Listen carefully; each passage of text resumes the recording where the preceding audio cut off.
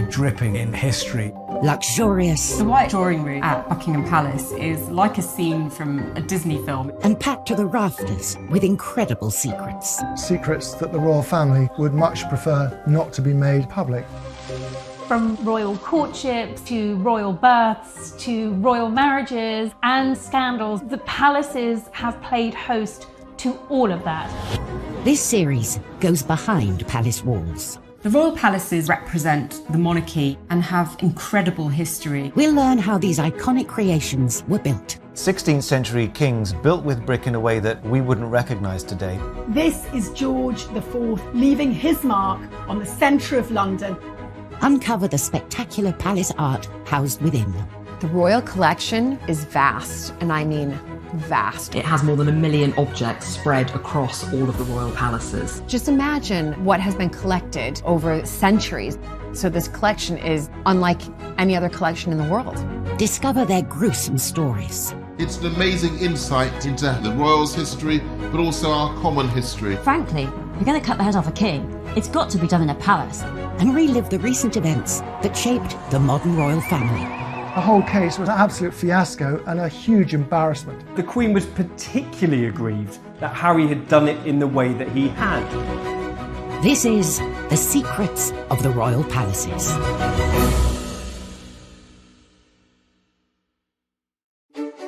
This time, a conversation between the Queen and Diana's butler is kept secret, landing him in the Old Bailey.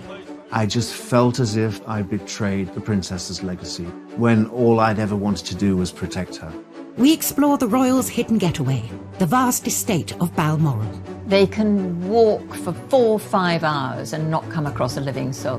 We discover that Henry VIII's great lost palace was a stadium for violence. What he does when he restores Whitehall Palace is he makes sure it has to have its own special cockfighting pit. And we reveal the secret story behind one of the most iconic statues in the country. To their astonishment, they found out that it was actually one of Queen Victoria's own daughters. And royal protocol is tested with President Trump's state visit to Windsor Castle. There was a lot of nervousness about how Trump would behave. All eyes were on him.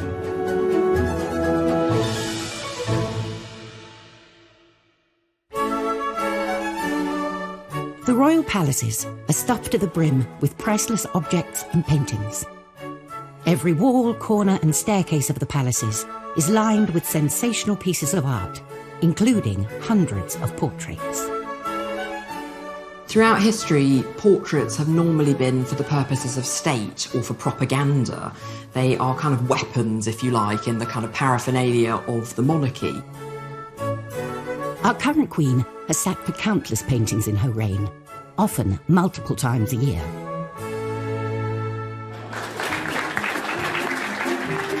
She has a room in Buckingham Palace, the Yellow Drawing Room, that is specifically set up for artists.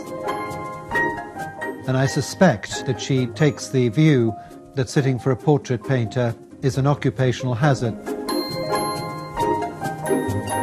Many of these portraits are displayed across the royal palaces for all to admire. But sometimes an artist delivers the unexpected. Ladies and gentlemen, I give you Lucian Freud. Lucian Freud was one of the most successful, popular, figurative artists of the 20th century. He was particularly well known for his really searingly truthful images of people. For nudes, which are very uncompromising, quite gritty, not particularly pretty. So eyebrows were raised when the Queen agreed to be his subject. It's quite a brave decision of the Queen. Freud offered to paint the Queen for free. And after years of secret negotiations, the Queen accepted. He kept insisting that the Queen would need to come to his studio, and he was asking for at least 72 sittings. The Queen, of course, is a phenomenally busy woman. She doesn't normally give more than a handful of sittings to any one portrait painter. Eventually they compromised. Freud would come to the Queen, painting her in the Royal Collection's Paint Conservation Studio in St. James's Palace, where she would sit for 20 sessions, far fewer than the original 72 sittings requested. When he realised he would have much less time, was he just immediately shrunk the size of the canvas. It's a really small, almost postcard-sized painting of the Queen. You'd see this cropped version of the Queen's head and shoulders with just that edge of the crown coming over her head. She could almost be one of us.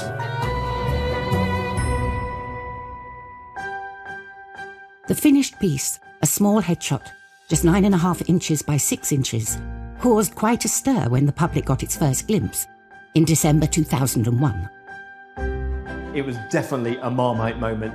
People loved it, people who hated it, and nobody was in between.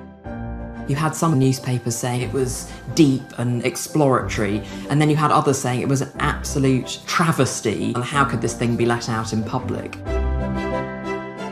He's not exactly a flattering portrait painter. But there was a secret reason the portrait didn't look quite right.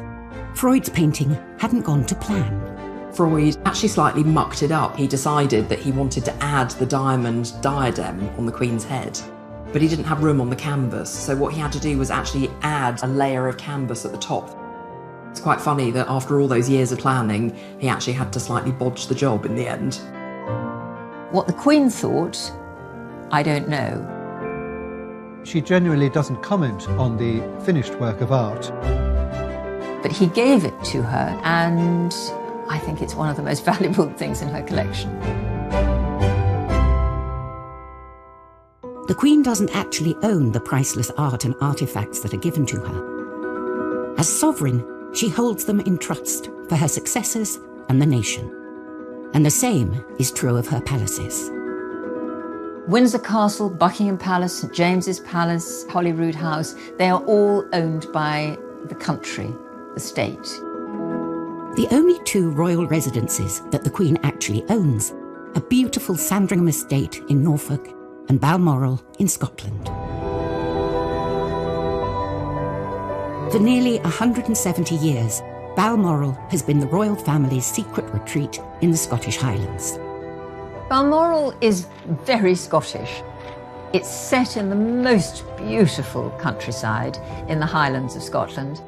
The royal family's annual summer holiday here is a time for them to embrace all things Scottish. So you'll quite often kind of be woken up with the sounds of bagpipes. Being a Scot, that's something I wouldn't mind actually having a piper wake me up. In 1842, Queen Victoria and her husband Prince Albert fell in love with Scotland. She was infused by the romance of Scotland. She loved it, and so did Prince Albert. It reminded him of his native Germany, the great mountains of Bavaria, which of course were dotted with romantic castles. Victoria and Albert decided to invest in a Scottish castle of their own and bought one without ever having seen it. A painting was enough to make them part with £30,000, around £4 million in today's money, for Balmoral in the Cairngorms. Queen Victoria said it was a perfect place to escape from the sadness of the world. At that time, wars were raging across Europe. They'd found the perfect location, but there was one small issue with the castle itself. When they got to visit in 1848, Victoria said, well, yeah, it's lovely, but it's a bit small. So they moved into the existing castle and started building a bigger one 100 yards away. When it was finished, it had 70 rooms, including a huge ballroom. Its 7-storey tower harks back to medieval defensive tower houses, while its pepper-pot turrets are reminiscent of French chateaux. But Victoria and Albert's fantasy Scottish castle is not to everyone's taste. Balmoral is a really ugly building. I mean, phenomenal. It is a country house with an overscaled tower. It looks like a water tower stuck at one end. So it is a piece of architectural absurdity within a grand landscape. In addition to the castle, there are 150 other buildings dotted throughout the estate, including farms, cottages, and a distillery. But hidden away in a remote part of the estate lies a particularly important building. This is Glas Old Shiel, on the shores of Loch Mick. Nestled beneath a mountain, this remote spot is perhaps the most beautiful place on the estate. And this lodge reveals the untold story of Balmoral and Victoria and Albert's lost love. Coming up on Secrets of the Royal Palaces, the Kensington Palace butler fighting for his life. I had no backup, no defence. I was heading straight to prison. And the secrets of the witches of Holyrood. They find what they say is the devil's mark on her genitals. And she said, yep, it's true. I was the devil's witch.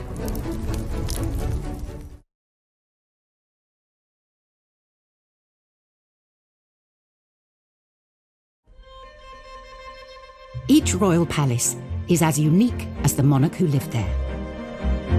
George IV's Buckingham Palace was designed as a showpiece which would dominate London, while William III's Kensington Palace was built outside of London as he suffered from asthma and wanted to avoid the pollution. But none of the palaces are as closely associated with a particular monarch as Queen Victoria's Balmoral Castle. Balmoral, the Royal Scottish Retreat. It's not just a house, it's a 50,000-acre estate. That's almost twice the size of the city of Manchester.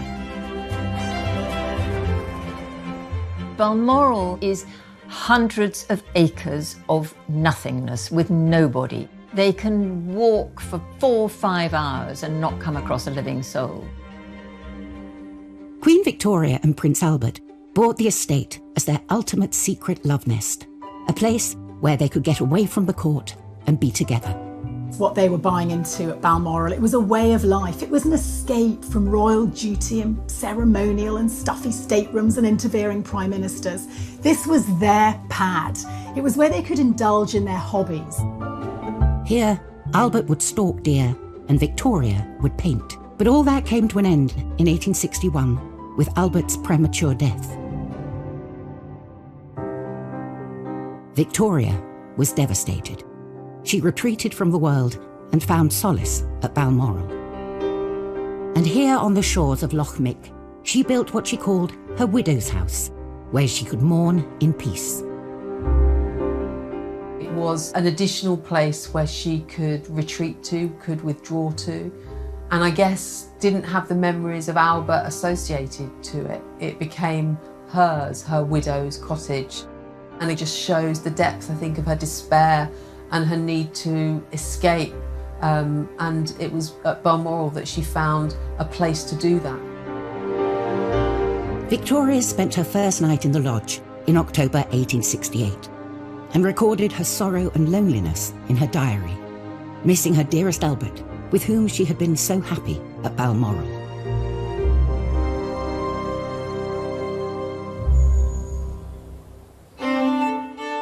In recent years, this lodge has been a favourite spot for royal picnics. And sometimes they open it to non-royals. One of its outbuildings is a bothy, a resting place for hikers. So it's the only royal residence where you can drop into sleep for the night for free. Another hidden building on the estate, about a mile from the main castle, is particularly special to our current queen. Every year she starts her summer holiday with a stay at the 7-bedroom Craiggowan Lodge. So since the house is open to the public for much of June and July, often the Queen will arrive in Scotland before the big house Balmoral is open. So she stays at Craiggowan Lodge. And I don't imagine she's doing the cooking or anything, but she and the Duke are able to be there as an ordinary married couple without the grandeur. I think the Queen sees the grandeur in these amazing houses as sort of part of the job. But the Queen, like anybody else, can only be in one room at a time. So one room at a small house is probably rather a nice change. For a person who can never go on a normal holiday like the rest of us, Balmoral is incredibly important in the summer as her retreat and her place to explore the Highlands. Balmoral has been the royal family's secret escape for generations. hidden away in the vastness of the Scottish Highlands. But not all Scottish palaces have such sedate and serene history. Scotland's James VI, who became James I of England after the union of the Scottish and English crowns, used the other Scottish palace, Holyrood House, as a court. He made himself judge, jury, and executioner in the trial of Agnes Sampson. James VI is convinced that witches are out to get him. And it all really starts with bad storms. His wife, Anne, she's coming over from Denmark to marry him, and he decides that the bad storms on the way are caused by witches who are trying to kill the future queen. So James called for one woman, Agnes Sampson, to be brought to Holyrood House, and she's questioned. And in front of the king, she refuses to say she's a witch. She says she's innocent. So she's taken to the Holyrood cells. And they put what's called a scold's bridle on her, like an iron mask, and it's got these 4 teeth. 2 go into one cheek and the other 2 go into the tongue. It's really torture. And still, she's not saying anything. She's not giving up. And then they decide to look for the devil's mark.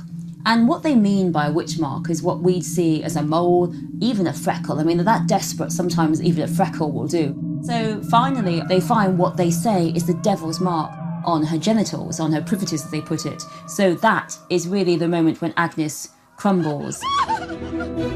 She said, yep, it's true. I was the devil's witch. So Agnes, poor woman, is burnt at the stake, and James, he is convinced that witchcraft exists. He writes a witch hunting guide, demonology, a book that you can use for hunting down witches, and we think about 4,000 people are burnt and killed as witches in Scotland. And all of this hysteria, all these deaths, they all began with James's trial of Agnes Sampson at Holyrood House. Throughout history, the royal palaces have played the part of the ultimate backdrop to some of the greatest affairs of state and political intrigue the country has ever seen. They've seen death, they've seen murder, they've seen marriage. Look at them, that's called a microphone. There's absolutely nothing that hasn't happened in these palaces. But what really gets the public interested are the secrets behind the drama.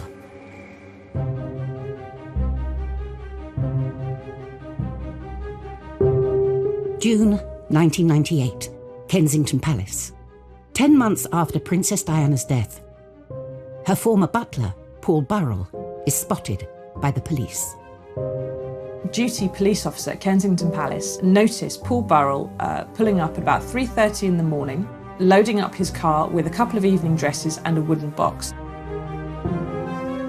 3 years later, the police launch an investigation into the suspected sale of Princess Diana's personal possessions in America. It led police to Burrell's Cheshire home, where he was then living with his wife and 2 sons, and a dawn raid. When the police came to my family home that day, the bottom of my world fell out. I felt completely helpless and hopeless. Police spent 12 hours searching his house and found hundreds of Diana's possessions. It didn't take them very long to find about 2,000 different items.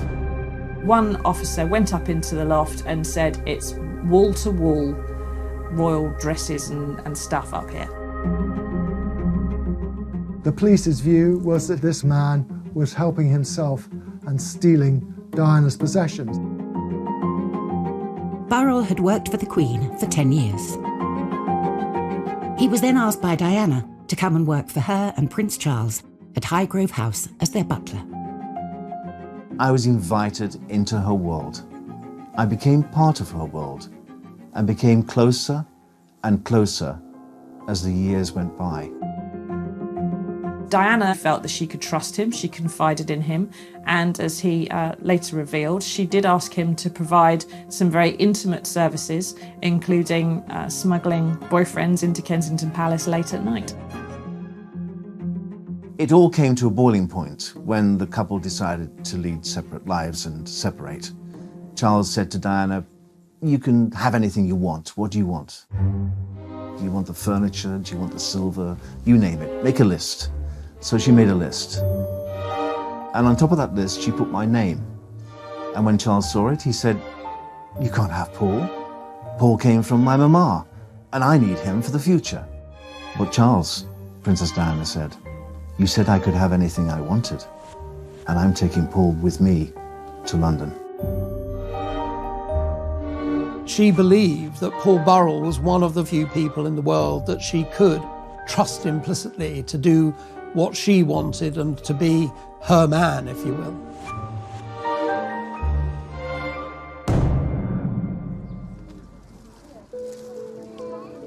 After Princess Diana's tragic death in 1997, Burrell was heavily involved in sorting her belongings at Kensington Palace.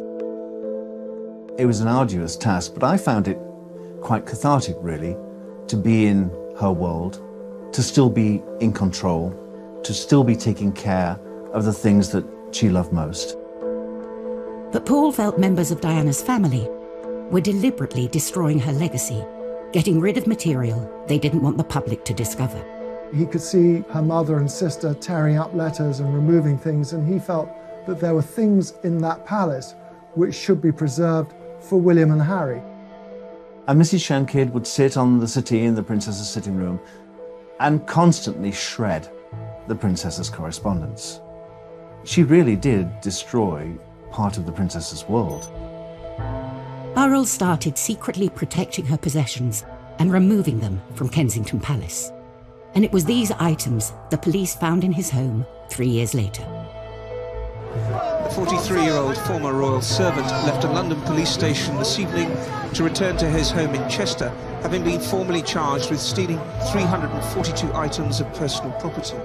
The police believed they had enough evidence to take Burrell to court, with the apparent approval of Prince Charles. The police told the Prince of Wales they had photographic evidence of me wearing Diana's clothes. Of course, none of it was true. None of it was true. It never happened. The stage was set for a trial where the secret relationship between butler and princess would come under the spotlight. Paul Burrell has denied 3 charges of theft. And intimate details about the royal family could be exposed. It's impossible for anybody to have witnessed what happened. So because of that, I had no backup, no defense, none whatsoever. I was heading straight to prison. Coming up, the Queen reveals a secret conversation that will change the outcome of the Burrell case. Never before had a monarch intervened in a criminal court case. And Henry VIII sees a palace as the perfect backdrop for extreme sports. When he restores Whitehall Palace, he makes sure it has to have its own special cockfighting pit.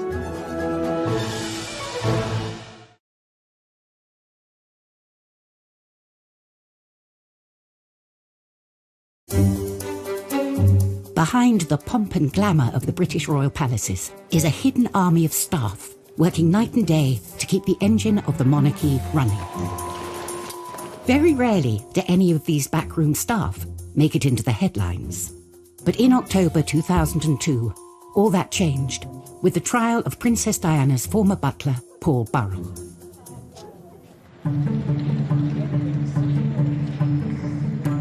Burrell was accused of stealing possessions worth millions from Diana's Kensington Palace home. The police wanted my head on a spike.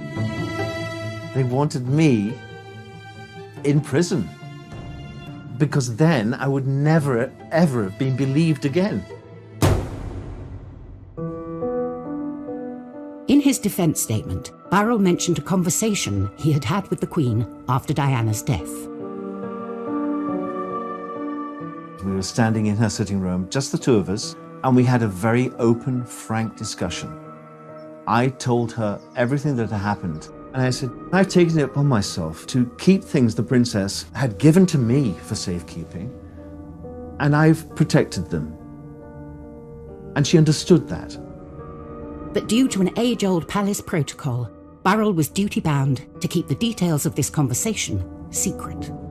Paul Burrell couldn't say to his lawyers, look, I told the Queen I'd taken all of this. He was just prevented from doing so. Many people will not be aware of the protocol that when you have a private audience with the sovereign, you're not supposed to repeat what has passed between you. It is entirely confidential, and the confidence belongs to the sovereign.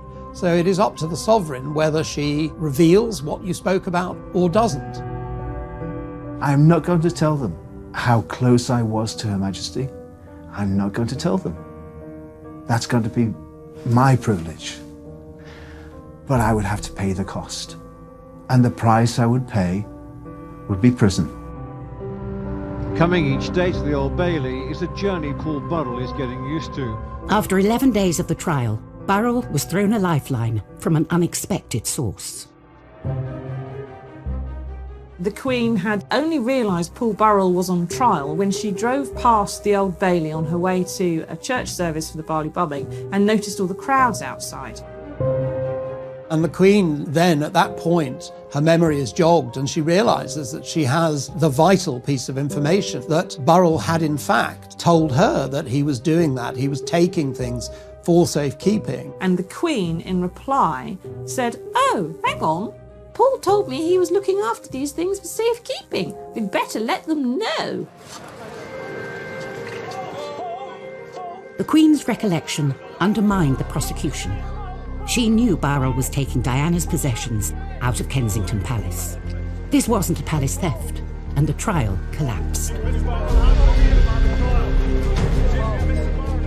Essentially, it was clear evidence that there was no intention to permanently deprive the royal princes of their mother's goods, merely that he'd taken them into custody so that they could have them when they grew to be 18. So there was no theft. I'm expecting to make a statement on behalf of Paul Burrell. I couldn't believe that I was free to walk from the Old Bailey instead of into a prison cell. Burrell was jubilant, claiming that the Queen had come through for him. Never before had a monarch intervened in a criminal court case. And she'd saved me. She saved me from what I thought was my fate. But I think she saved me because she knew me, because I was her boy for 11 years. And she saw me grow and saw me marry and have 2 children. And I think she cared. I do, I think she cared. She cared about me and what would happen to my family. One of the most high-profile court cases was now over. The Kensington Palace butler was free.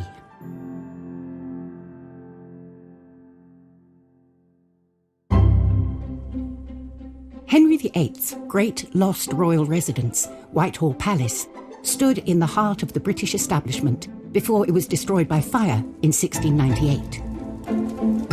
This palace was built for excitement. It was a pleasure palace, thanks largely to the cockpit at court. Henry VIII's Whitehall Palace, it wasn't what we'd imagine to be a palace. There were 4 tennis courts and a tilt yard for doing jousting. Henry VIII was a great sportsman, and when he was outside London in Hampton Court or Windsor, he went out hunting. And when he was in London, the sport he did was watching animals beat each other up to death. Cocks, bears and dogs. Actually, cockfighting had really been wearing down in its popularity. Henry comes to the throne and cocks are back. And what he does when he restores Whitehall Palace is he makes sure it has to have its own special cockfighting pit, the large building surrounded by seating, so that when those 2 cocks go and fight it out, everyone can watch them and cheer them on. And Tudors loved it. It was not a time for happy lives for animals. You know what stands on the place of Henry VIII's cockfighting pit? That is now 10 Downing Street, the Prime Minister's residence, where those big, puffed-up cocks fight it out for power and glory behind closed doors. Whereas Henry VIII's Whitehall Palace was built in the centre of London and the British establishment. Balmoral was built as far away from it as possible. For Queen Victoria and Prince Albert, it was their secret getaway, a break from the hustle and bustle of court politics. Here they embraced the local culture and incorporated it into their castle. Balmoral is quintessentially Scottish, and quite deliberately. It was seen very much as an opportunity to make the British monarch seen as more Scottish rather than simply an English monarch. Victoria and Albert immersed themselves in the Highland life, especially when it came to their decor. Balmoral is entirely clad in tartan. That was always the intention. The carpets were tartan, the seat covers were tartan, the curtains were tartan. No doubt they wore tartan. In the servants' quarters, on the floor was tartan linoleum. And if you looked at the walls, loads of stags' heads and antlers and deer skins on the floor as you come in through the main entrance. It was a theme park of Scottishness. Victoria and Albert's obsession with tartan was actually a secret political ploy to win back the support of the Scots. In the middle of the 18th century, Victoria's great-great-grandfather, George II, had invoked the massacre of Glencoe. Tartan was banned. Any affiliation with Scots or Stuarts against the English kingship was treasonous. And so for Victoria to start to rebind the links with the people of Scotland went down really well. A century and a half later, have our modern royals torn out the tartan? Few had seen inside this private home until 2013, when New Zealand's Prime Minister John Key broke protocol and shared a photo of the Queen's private living room. And what you see there is a glimpse of an interior which was undoubtedly familiar to Victoria and Albert. I mean, their own portraits, Victoria and Albert, still either side of the fireplace that they commissioned and saw built. There are still tartan carpets wall to wall there. Some of their furniture still survives in situ. It's simply been comfortably updated through time, and I rather like that. While in Balmoral, you can walk for miles without bumping into another living soul.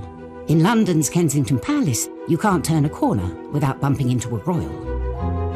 In fact, it houses more royals than any other residence, including the future King and Queen. And watching over this palace is Britain's second longest reigning monarch, Queen Victoria.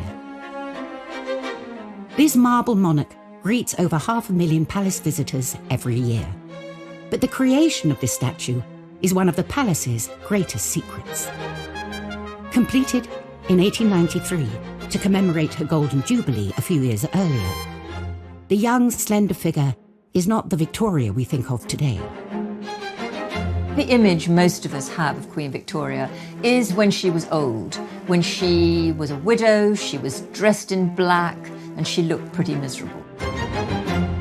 But she was a very beautiful young woman. Commissioning this statue, the powers that be decided on an open competition, allowing anyone to enter a design. Various people sent in sketches. One came in anonymously, and it was decided by the commission unanimously that that was the sculpture they were going to go for. Little did they know, this was no ordinary submission. To everyone's surprise, the winner was actually a female sculptor, which in itself was pretty amazing. But then, to their astonishment, they found out that it was actually one of Queen Victoria's own daughters, Princess Louise. The sixth child of Victoria and Albert, Princess Louise, was something of a rebel princess. Princess Louise was probably the least conventional of Victoria's children. She rode bicycles, she smoked cigarettes, she had numerous affairs. She believed strongly in women's rights and suffrage. She also was very artistic. She wanted from a young age to go into what at this point was a male-dominated world of art and sculpture. Unsurprisingly, there were lots of subjects Louise and her mother did not see eye to eye on, including her sculpting. Victoria very much disapproved of her daughter's interest in sculpture. She thought it was a masculine art form and really unseemly for a princess. But the rebellious princess stuck to her guns. After much pushing and cajoling, she persuaded her mother to let her go to the National Art Training School, now the Royal College of Art. And that made her the very first princess ever to go to a public education institution. At first, Louise had not wanted to enter the competition for the commission, fearing it would be inappropriate. But now that she had won it, the stakes were even higher. Not only did she have to satisfy the organisers and the general public, she also had to please her disapproving mother, the Queen.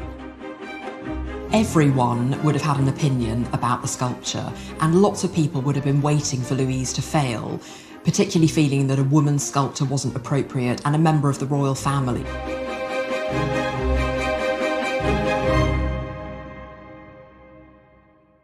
Coming up, what would the forbidding Queen Victoria make of her daughter's artwork? You get a sense of the pressure coming from all directions. And President Trump refuses to follow the rulebook while visiting Buckingham Palace. Trump being Trump lands his chopper in the middle of the Buckingham Palace lawns.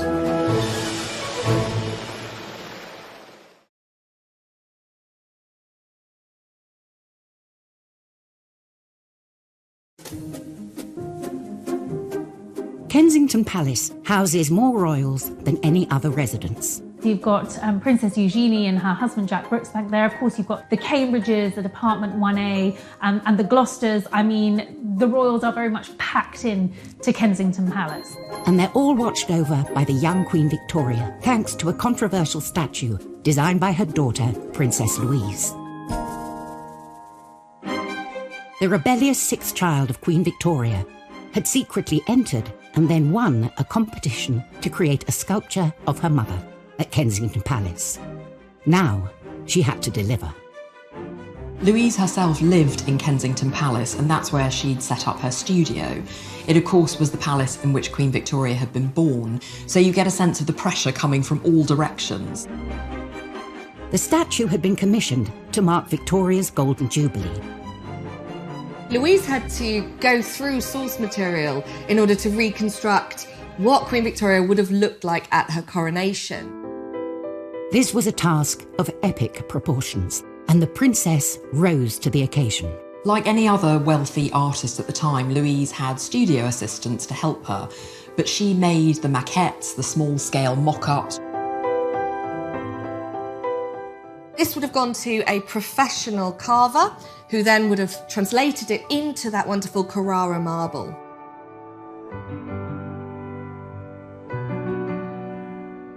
Although the statue had been commissioned for the 1887 Jubilee, it was not completed until 1893, on the anniversary of her coronation. Victoria herself unveiled the statue, but would she like it?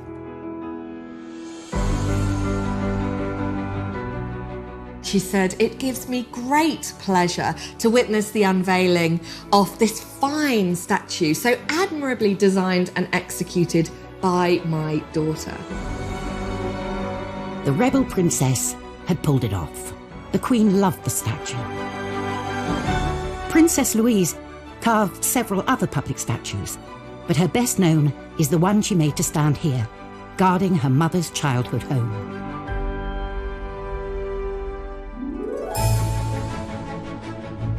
In her 65-year reign, Queen Elizabeth has hosted 113 state visits. A heady mix of kings, queens, prime ministers and presidents have passed through the palace's gilded gates, but only one has ever gone over them. June 2019, the ballroom, Buckingham Palace. Georgian tableware is laid for a very special state banquet. The state visit is very much about putting on the best of British. It's a chance for us to show off and say, this is what we're all about, and the Queen personally will inspect the table. So there's no pressure for the butlers. Feeling the heat on this official visit, will be American President Donald Trump. Americans love the royal family. Even if you're the President of the United States, it's a big deal to come and meet the Queen. You know, you couldn't get two more opposite people in one room together than President Trump and Queen Elizabeth. The palace was on high alert for any potential banana skins, which wasn't surprising, considering what had happened the first time President Trump met the Queen at Windsor Castle. If you look back at the G20 2018 visit, you know, he did have that huge faux pas. Trump walks in front of her, everybody's cringing. This Queen is dwarfed by his gargantuan size and suddenly appears from behind him. It's an absolute shocker. And his lack of etiquette isn't the only baggage Trump brings with him. No, this room is full of mirrors. Where would you like us? If you look at the two state visits between Obama and Trump, it's almost night and day. You know, when Obama arrived, he obviously took a car to Buckingham Palace, and the streets were lined with people cheering him on. And it completely opposite when Trump arrived. The streets were lined mostly with people protesting his visit.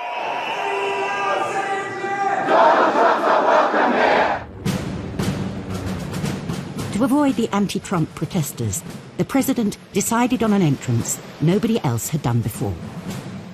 He was the very first president to fly in on a helicopter for a state visit. Trump being Trump, flies over the protesters, lands in the middle of the Buckingham Palace lawns. All the journalists, including myself, were stationed on the lawn. Complete silence, waiting to see this momentous moment. He emerges from the helicopter. He thought he was going to meet the Queen, but it was Charles and Camilla who were the first to meet him. Only then did Trump get to join Her Majesty and inspect the guard from a safe distance. I think he probably surprised many people in that he was quite quiet and subdued. It's almost like you're visiting your granny. And you remember when you used to go and visit your granny, you would wear your best clothes, you would mind your P's and Q's, you wouldn't make any mistakes. President Trump knew he needed to be on the very best behavior. You have to remember, this Queen has been through everything. She's seen it all. This is just another president. Next time, at Windsor Castle, the world's oldest working kitchen rises from the ashes. The archaeologists revealed something quite extraordinary, that this was original to Edward III's building. We explore the mysterious Balmoral pyramid. It is really not what you would expect to see in the middle of the Scottish Highlands. And Diana's statue fails to materialise at Kensington Palace. Is this further evidence of the fractious relationship between the two of them?